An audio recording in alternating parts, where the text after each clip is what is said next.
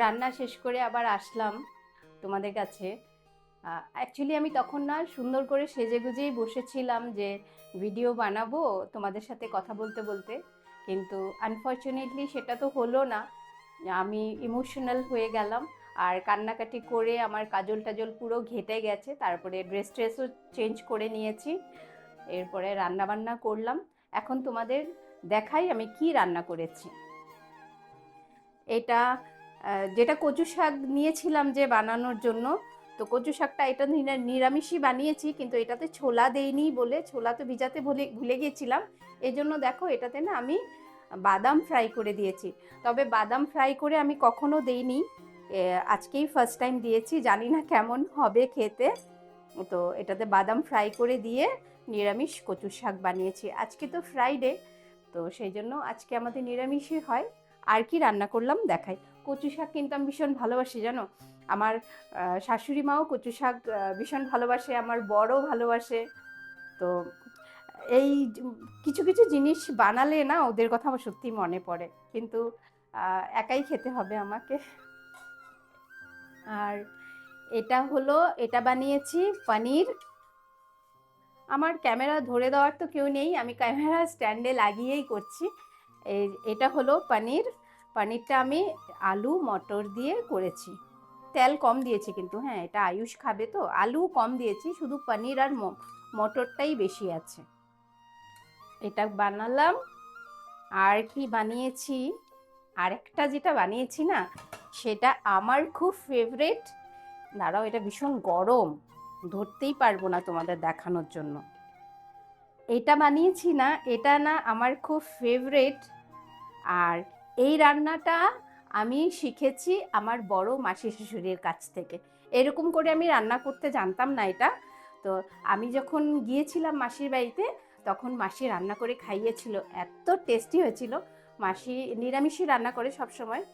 তো মাসির কাছ থেকে তখন এটা শিখে নিয়েছিলাম। এটা নর্মালি যেমনটা কচু বানায় রান্না করে সেরকমই, কিন্তু একটু টুইস্ট আছে এটার মধ্যে। দেখো এটা না এরকম গোল গোল করে কেটে তারপরে এটা রান্না করা হয়েছে। এই যে সবগুলো কচু এরকম গোল গোল করে কাটতে হয়। এটা এত টেস্টি হয়, মানে আমি তোমাদের কি বলবো, এটা খুব টেস্টি হয়। আর যারা কচু ভালোবাসে আমার মতো, যারা কচু প্রেমী, তাদের কিন্তু এটা দিয়েই খাওয়া হয়ে যাবে। আমি তো আজকে কচু শাক আর এই কচু নিরামিষটাই খাবো, পনির খাবো না। আমি পনির খুব একটা ভালোবাসি না।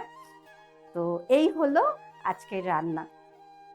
এটা এটা তোমাদের দেখাচ্ছি না, আমার জল পড়ে যাচ্ছে এখনই।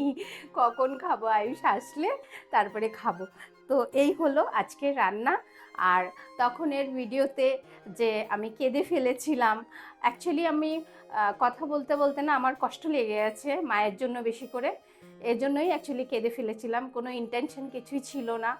তো সেরকম একটা ভিডিও আমি মানে করে নিয়েছিলাম বলে পোস্ট করে দিয়েছি। কিন্তু সেই জন্য কারো যদি খারাপ লেগে থাকে, আমি আবারও তোমাদের সরি বলছি সেই ভিডিওটার জন্য। কিন্তু আমাকে ক্ষমা করবে তোমরা। আমি অ্যাকচুয়ালি ইন্টেনশনালি সেরকম কিছু করতে চাইনি। কেউ হয়তো তোমরা আবার বলতেও পারো, করতে যদি চাও নি তাহলে পোস্ট কেন করেছো। অ্যাকচুয়ালি ভিডিওটা করে ফেলেছিলাম, আর সেই জন্য ইচ্ছে করেই পোস্ট করেছি। ভাবলাম থাকুক, এটাও আমার ফেসবুকে তোলা থাকুক, সেই জন্যই অ্যাকচুয়ালি পোস্ট করেছি। তো ঠিক আছে, ওই কথাটা একটু বেশি বাড়াচ্ছি না। তাহলে আমি অ্যাকচুয়ালি না, আমি এইরকম হাসি খুশি থাকতে চাই। আমি তো একাই থাকি, তো একা থাকা মানুষের জন্য বুঝতেই পারো।